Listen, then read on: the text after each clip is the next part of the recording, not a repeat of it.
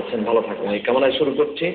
আমরা আজকে আলোচনা করব পবিত্র কোরআনের 30 পারার শেষের দিকের সূরাগুলোর মধ্যে সূরা আল-নাসর এলাকায় আলোচনা করলাম। এখন সূরাতুত তিন, অর্থাৎ সূরা ওয়াত-তিন আমরা যদি বলি, সূরা 3 যেটা, সেটা আমরা আজকে আলোচনা করব। তো পরওয়ারদিগার আলম সুবহানাহু ওয়া তাআলা এখানে বলেন, আউযু বিল্লাহি মিনাশ শাইতানির রাজীম, বিসমিল্লাহির রহমানির রহিম, والتين والزيتون وطور سينين وهذا البلد الأمين لقد خلقنا الإنسان في أحسن تقويم ثم رددناه أسفل سافلين। আমরা প্রথম অংশটুকু তেলাওয়াত করলাম এবং এর উপরে আমরা আলোচনা করতে পারি। এই সূরাটিও 8 আয়াতের এক রুকুর একটি সূরা। তো আমরা প্রথম রাকাতে যদি সূরা আল-নাসর হালাকা কেউ পড়ে, দ্বিতীয় রাকাতে সূরা 3 পড়লে নামাজ ভালো হবে, নামাজ হবে না এমন কথা নয়, সমান সমান হয়ে গেল। এক আয়াত কম হলেও ভালো হতো, এবং সমান সমান ওটাও 8 আয়াত এটাও 8 আয়াত, তাতে নামাজ হয়ে যাবে। ওটা এক রুকু এটাও এক রুকু। নিয়ম হলো তাওয়াক্কুল নামাজের প্রথম রাকাতে যে সূরাটা পড়বে তার থেকে এক আয়াত কম পড়তে হবে, দ্বিতীয় রাকাতে কিংবা আরো বেশি একটু কম পড়তে হবে, তবে এক আয়াতের কম না হবে। অর্থাৎ সর্বশেষ এক আয়াত পরিমাণ তেলাওয়াত করতেই হবে। 3 আয়াত পড়তে পারলে ভালো সর্বশেষ, না হয় এক আয়াতের কম পড়লে নামাজ হবে না, এক আয়াতের বেশি পড়তে হবে। এবার আসুন, আল্লাহ তাআলা বলছেন ওয়াত-তিন ওয়াজ-যাইতুন ওয়া তুর সিনিন ওয়া হাযাল বালাদিল আমিন। আল্লাহ তাআলা এখানে কসম করছেন একটি বিষয়কে বোঝাবার জন্য, একটি বিষয় মানুষকে বোঝাবার জন্য, বিশ্বাস করাবার জন্য, বড়টি বাড়াবার জন্য আল্লাহ তাআলা কসম করছেন। তো সাধারণত আমরা বুঝে থাকি নিশ্চয়ই যে কথায় বলা হয়, অবশ্যই যে কথায় বলা হয়, এবং যে কথায় কসম বলা হয়, কসম করে বলছি, সে কথাটি গুরুত্বপূর্ণ অবশ্যই, এবং বিশ্বাস করাবার জন্য বিশ্বাস করতেই হবে।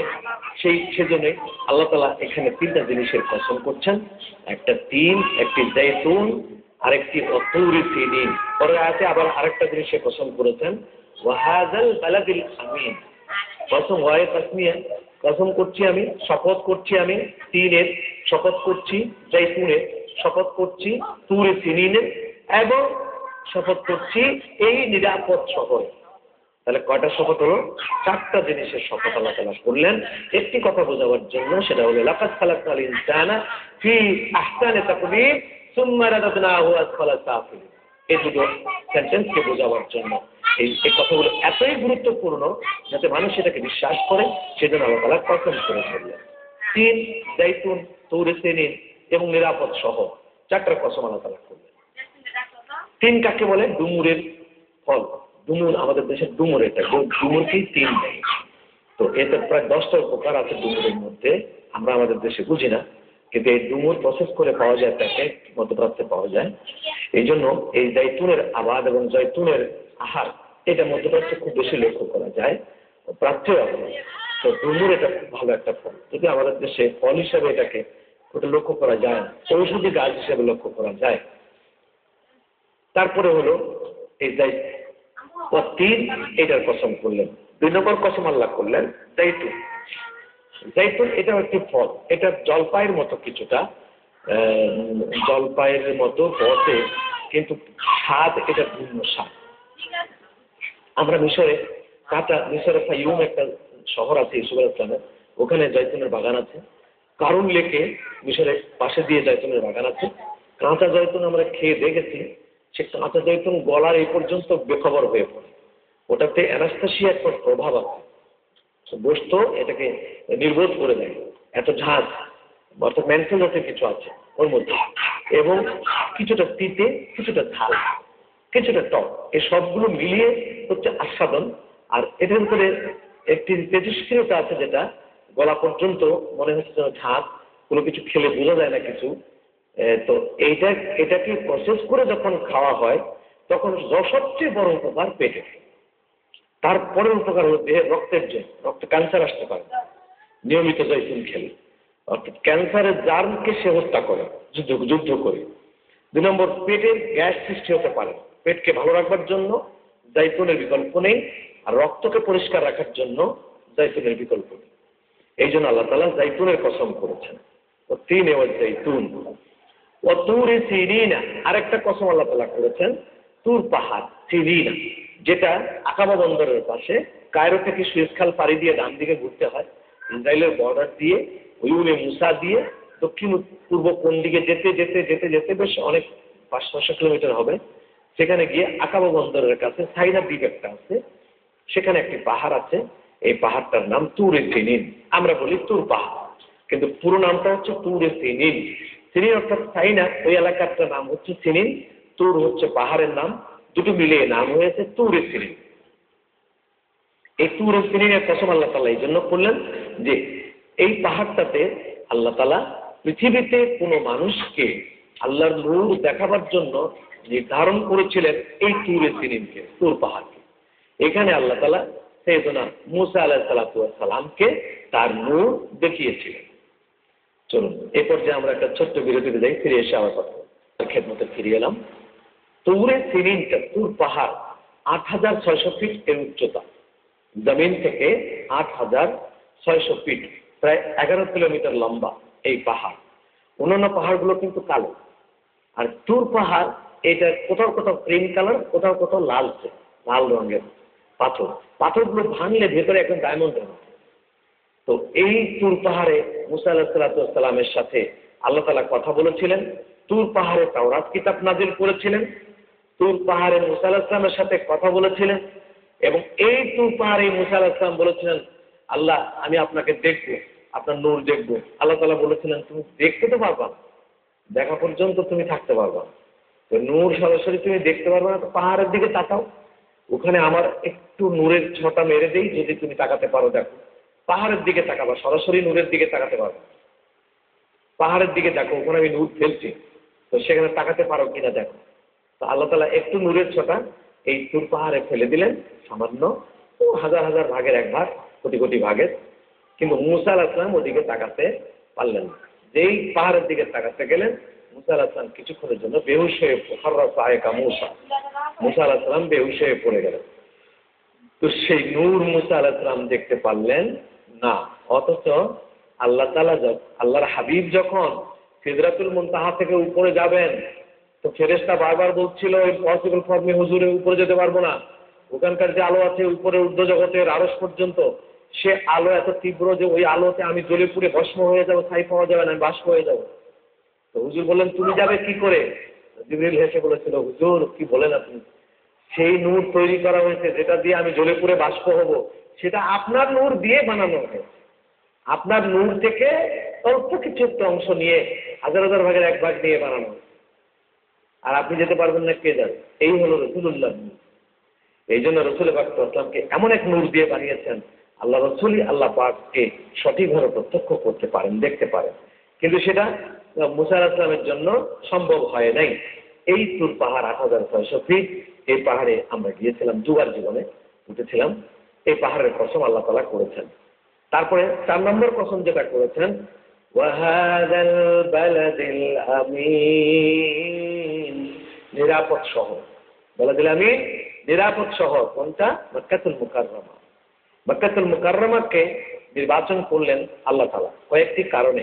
নিরাপদ শহর, 1 নম্বর, পৃথিবীর মধ্যস্থল নাভিস্থল, এটা এখান থেকে পৃথিবী মাপবেন, যেদিকে মাপেন এক সমান।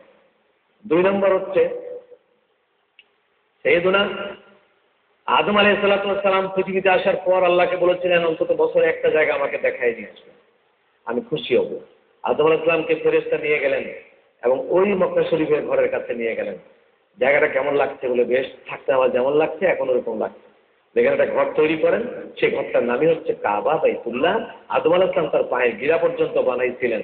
এরপর থেকে সেই ঘরের কাছে সাইয়েদুনা মুসা আলাইহিস সালাম আসছেন, ইব্রাহিম আলাইহিস সালাম আসছেন সিরিয়া থেকে তার ছেলেকে নিয়ে, মা ছেলেকে সেখানে রেখেছেন, এবং সেখান থেকে জমজমের পানি বের হয়েছে। সেখানে মা ছেলে ঝুপড়ি করেছিলেন, সেখান থেকে ইব্রাহিম আলাইহিস সালাম ছেলেকে জবাই করতে নিয়ে গেছে, আবার ছেলে ফিরে আসছেন, সেখানে ছেলের ঘর হয়েছে। সেখানে দাঁড়িয়ে ইব্রাহিম আলাইহিস সালাম দোয়া করেছেন, নবীর জন্য দোয়া করেছেন, আখেরি নবী জামানার শ্রেষ্ঠ নবীর জন্য। সে দোয়া আল্লাহ তাআলা কবুল করেছেন। সেই জন্য সেই ঘর গর্বিত যে ঘরের দেয়ালে বুক পিঠ লাগিয়ে আল্লাহর নবী সেখানে আরাম করতেন। ঘরের পাশে আল্লাহ নবীর শুভ বেলাদাত শরীফ জন্ম। সেই জন্য এই শহরটাকে বলা যায় আমিন বলা হয়, নিরাপদ শহর বলা হয়।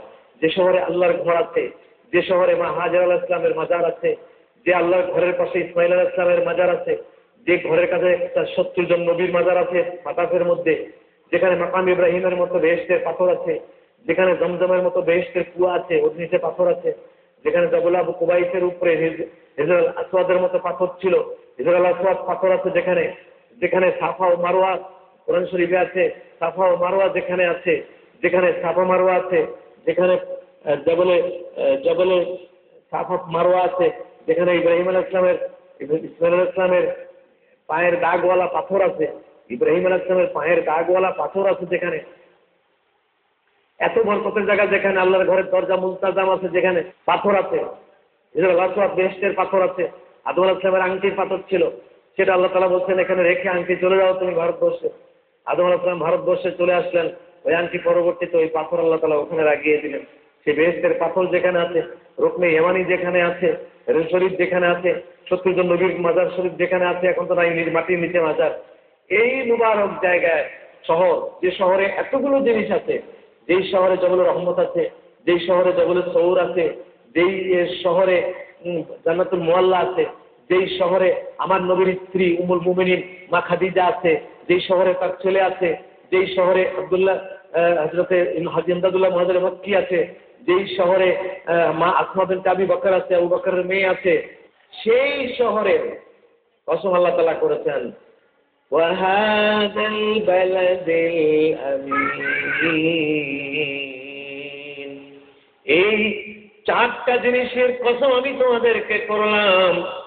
আমার বরকতময় বালাদাল আমিন নিরাপদ শহর মক্কা নগরীর কসম করলাম, তুরে সিনিনের কসম করলাম, জৈতুনের কসম করলাম, তিনের কসম করে একটা জিনিস তোমাদেরকে আমি বুঝাই, লাকাদ খালাকনাল ইনসানা ফি আহসানি তাকওয়িম।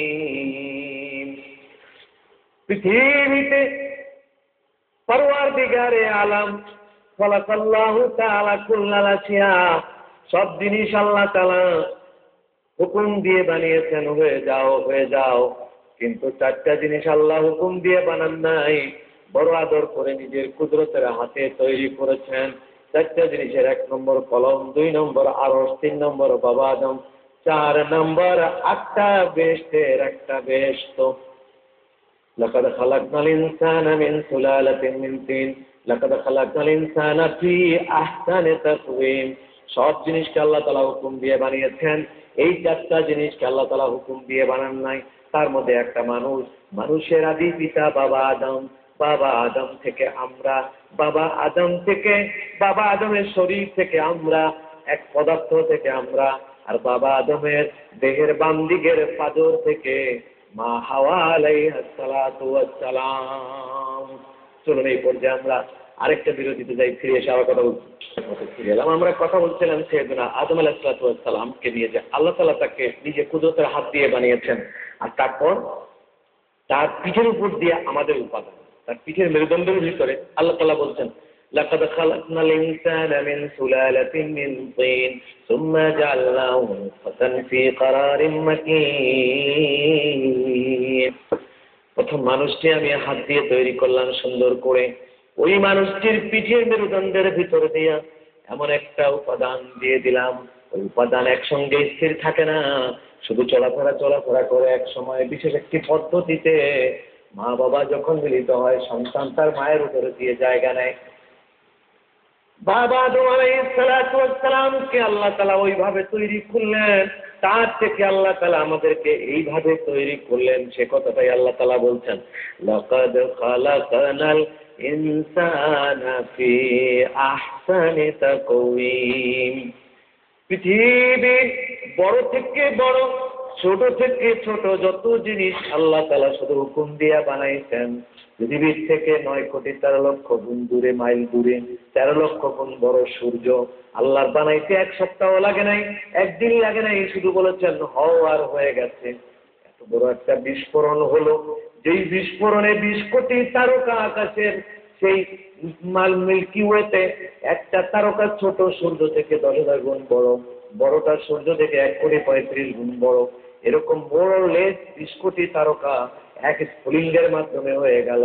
এত বড় বিস্ফোরণ আল্লাহ তাআলার কথাইতে সময় লাগে নাই।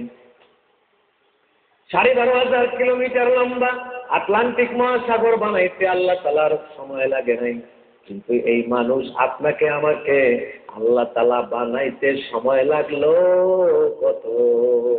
প্রথম 40 দিন মার পেটে, তারপর 40 দিন, 80 দিন, তারপরে সুম্মা খালাকনাল মুদগাতা ইজামান, সেখান থেকে টুকরা বানাইলো, তাহলে আরো 340, তারপরে হাড্ডি বানাইলো 440, হাড্ডির উপরে গোশত দিল 45, গোশতের উপরে চামড়া দিয়ে আবৃত করলো 46, তাহলে 424, 240 দিন আল্লাহ তাআলা আপনার বানানো ক্রিয়েশন কমপ্লিট করে এরপরে আল্লাহ তাআলা বলেন সুম্মা আনশানাহু খালকান আখার, 240 দিন পরে মায়ের পেটে ইচ্ছে হলে আমি বাচ্চাকে পুরুষ বানাই, ইচ্ছে হলে আমি মেয়ে বানাই, ইচ্ছে হলে সাদা বানাই, ইচ্ছে হলে আমি কালো বানাই। একটা মানুষ তৈরি আল্লাহ তাআলা করে বাস করে দুনিয়ায় ফেলে দেয়নি। মায়ের পেটে আস্তে আস্তে স্তরে স্তরে day to day time to time সুন্দর করে পরিবর্তন করতে করতে করতে করতে এমন একটা সময় হলো, বাচ্চা যখন মার পেটে জীবন দিলেন, নারী পুরুষ দুটার একটা করে দিলেন, আর পেটে বাচ্চা আস্তে আস্তে লড়ে আর আল্লাহর তাসবিহ পড়ে, মা তখন টের পায় আমার পেটে বাচ্চা লড়ছে, জীবন এসে গেছে। ওই বাচ্চাকে পৃথিবীতে যখন পাঠিয়ে দেওয়া হয় তখন আল্লাহ তাআলা বলেন তোমাকে আমি 2টা সম্পদ দিয়ে দুনিয়াতে পাঠাচ্ছি, একটা হলো তোমার দেহের রক্ত আর একটা হলো চোখের পানি। এই তরল 2টা সম্পদ আমি তোমাকে দিয়ে পাঠাচ্ছি, এই 2টা যদি তুমি ব্যয় করো আমারও পাবে, তোমার মাকেও পাবে। চোখের পানি যদি ফেলে দাও আমাকে পাবে, চোখের পানি ফেলে ডাকলে তোমার মাকেও পাবে। রক্ত যদি আমার জন্য দিয়ে দাও আমাকে পাবে। সুতরাং এই 2টা জিনিস ব্যয় করে তুমি আমাকে পাবে, তোমার মাকে পাবে। প্রয়োজন বোধে যাও, দুনিয়ায় চলে যাও। লাকাদ খালাকনাল ইনসানা ফি আহসানি তাকওয়িম, বাবা আদম আলাইহিস সালাতু ওয়াস সালামকে বানায়া 40 দিন আল্লাহ তাআলা রেখে দিলেন।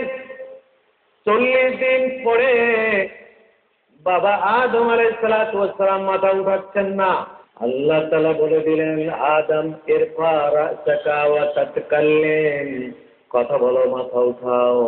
আদম আলাইহিস সালাতু ওয়াস সালাম বিনয়ের সাথে জবাব দিয়েছিলেন খোদা গো, কথা বলার শক্তি আমাকে দিয়েছেন পেয়েছি, কিন্তু কথা বলার হুকুম দেন নাই, অনুমতির অপেক্ষা করছি। আল্লাহ খুশি হলেন, নতুন সৃষ্টি মানুষ এত আদর করে বানালাম, আর আমাকে এত খুশি করলো আদব দেখাইয়া। ওই আদবে বিনয়ে আল্লাহ খুশি হইয়া বাবা আদম আলাইহিস সালামকে পুরস্কার দিলেন।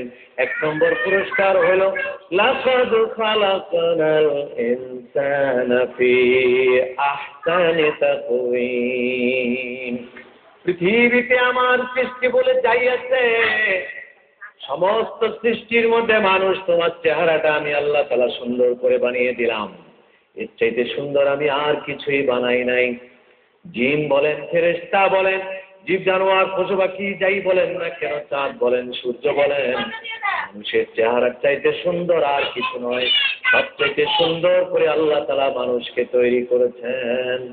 বাদশা হারুন রশিদ এই জন্য বাগানে পায়চারি করতে গিয়ে তার স্ত্রী বেগম জুবাইদাকে বলেছিলেন, দেখো চাঁদটা কত সুন্দর, তাই না? তো বেগম জুবাইদা বলছেন, নো, চাঁদ সুন্দর না, আমি সুন্দর। বাচ্চা মনে করেছে মেয়েরা তো সুন্দর বললে খুশি হবে, এটা তো তার স্বভাব। আচ্ছা না, এটা ছাড়ো তোমার কথা। কত কবি, কত সাহিত্যিক, উপন্যাসিক, লেখক চাঁদের কথা দিয়ে কত কিছু লিখছে, আর তুমি বলো তুমি সুন্দর। বলা ফাদ্দারের কথা আবার যদি বলো তুমি বেঈমান। কি বলো তুমি, কথা সাবধানে বলো। হ্যাঁ বলে না, চাঁদ সুন্দর, তো বলেছে তুমি বেঈমান। তো এমন ভাবে দুজনে লেগে গেল, তো ঝগড়াঝাটি করে বাগান থেকে সব দুজন দূরে চলে কথা বলবো না তোমার সাথে। তো বেগম জুবাইদা বাচ্চাকে বোঝাবার জন্য ইমাম সাহেবকে ডেকে নিয়ে আসলেন, মসজিদের ইমাম সাহেব। বললেন বাচ্চা তো ভোরবেলা যাবে, মসজিদে নামাজ পড়তে যাবে, তো আপনি একটা কাজ করবেন ইমাম সাহেব, একটা কাজ করবেন আপনি। সে কাজটা হলো যে সূরা 3 পড়বেন দ্বিতীয় রাকাতে, সূরা 3টা দ্বিতীয় রাকাতে পড়বেন। কি পড়বেন? ওয়াত-তিনি ওয়াজ-যাইতুনি ওয়া তুরি সিনিনা ওয়া হাযাল বালাদিল আমিন,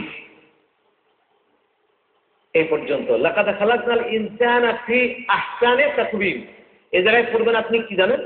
লাকাদ খালাকনাল ইনসানা, লাকাদ খালাকনাল কামারা ফি আহসানি তাকওয়িম, এই জায়গাটায় কামার শব্দ পড়বেন, মানুষ না।